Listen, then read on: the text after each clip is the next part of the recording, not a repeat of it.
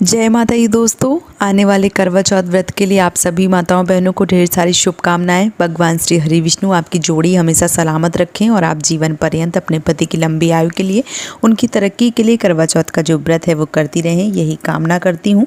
और इसी कामना के साथ आज का जो वीडियो है वो मैं शुरू कर रही हूँ। दोस्तों, अभी करवा चौथ जो है वो आने वाला है। साल 2023 में 1 नवंबर दिन बुधवार को करवा चौथ का जो व्रत है वो रखा जाएगा।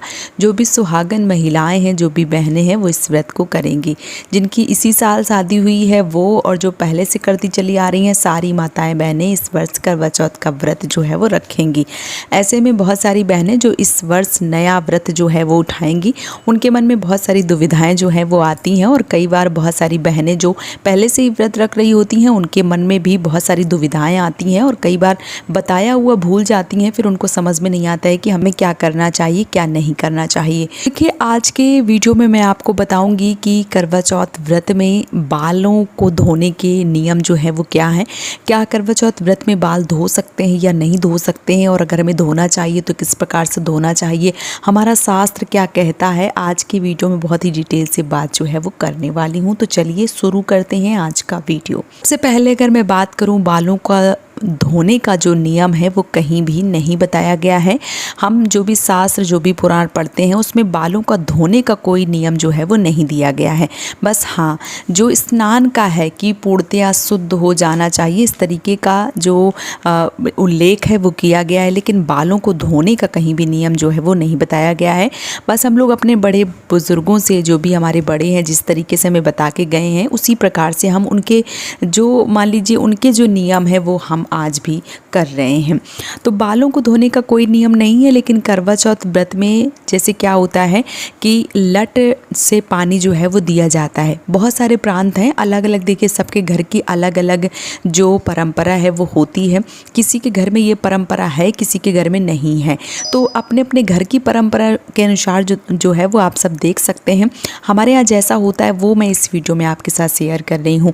क्या होता है कि जब हम लट से पानी देते हैं, क्या होता है कि बालों की जो लट है वो निकाली जाती है, फिर उसमें अर्घ दिया जाता है, उसी में पानी डाल के चंद्रदेव को अर्घ जो है वो दिया जाता है। अगर आपके यहाँ ये परंपरा है, आप लट से पानी देती हैं, तो फिर आपको बाल नहीं धोना चाहिए, क्योंकि लट जो है वो रात में ही धुली जाती है और उसी से पानी दिया जाता है। तो आपको क्या करना चाहिए, एक दिन पहले ही आपको अच्छे से बाल धो लेना चाहिए और कोशिश करें कि शाम को ही धुलें, मतलब धो लें बाल। तो आपको लहसुन जो है या प्याज है या जो भी मांस मदिरा जो भी है उसका त्याग कर देना चाहिए। को अच्छे से स्नान कर लेना चाहिए, बालों को धो लेना चाहिए। और उसके बाद अगले दिन, जिस दिन करवा चौथ व्रत है, उस दिन आपको सर से पानी डाल के स्नान कर सकते हैं। मैंने कई बार अपने वीडियो में बताया है कि चाहे लट से पानी दें, चाहे आप जो बाल है वो नहीं भी धुलती हैं, तो आपको क्या करना है, लटका के आगे की तरफ झुका के बाल जो है वो नहीं धोने चाहिए, खास करके करवा चौथ व्रत में। क्योंकि करवा चौथ का जो व्रत है वो पति की लंबी आयु के लिए रखा जाता है और लट से पानी दिया जाता है, इसलिए लटों को नहीं धोना चाहिए।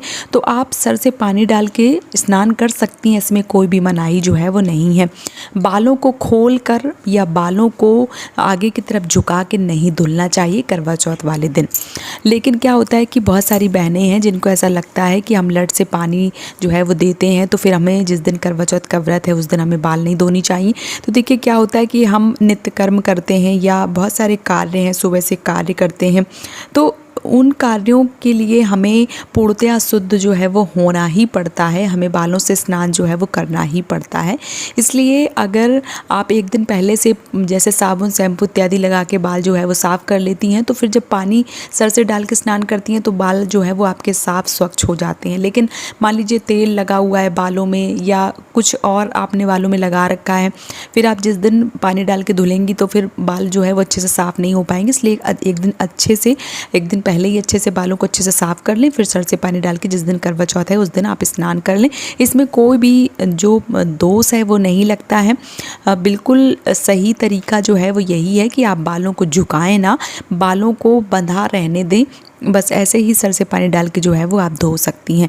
या आप चाहें तो शाम को भी बाल धो सकती हैं। अगर आप नहीं धोना चाहती हैं तो वो आपके ऊपर है, लेकिन मुझे ऐसा लगता है कि कोई भी व्रत हो, कोई भी त्यौहार हो, हमें पूर्णतः शुद्ध हो जाना चाहिए और तभी कोई व्रत जो है वो हमें संकल्प जो है वो लेना चाहिए। तो सर से स्नान करना अत्यंत आवश्यक जो है वो हो जाता है। तो आप चाहें तो एक दिन पहले ही अच्छे से बालों को धो के, और जिस दिन करवा चौथ का व्रत है 1 तारीख को बुधवार को, आप सर से पानी डाल के स्नान कर सकती हैं। या आप चाहें कि नहीं, आपने शाम को धुल लिए हैं और आप अगले दिन नहीं धोती हैं, तो वो आपके घर की जो परंपरा है, आपके घर का जो विधान है, उस हिसाब से आप कर सकते हैं। मैंने जैसे पहले बता दिया, एक बार फिर से बता दे रही हूँ कि बालों के धोने के जो नियम हैं वो कहीं भी एक तरीके से डिटेल से जो है वो नहीं दिए गए हैं। बस स्नान का वर्णन जो है वो सब जगह मिल जाता है, बालों को धोने का वर्णन जो है वो कहीं भी नहीं मिलता है।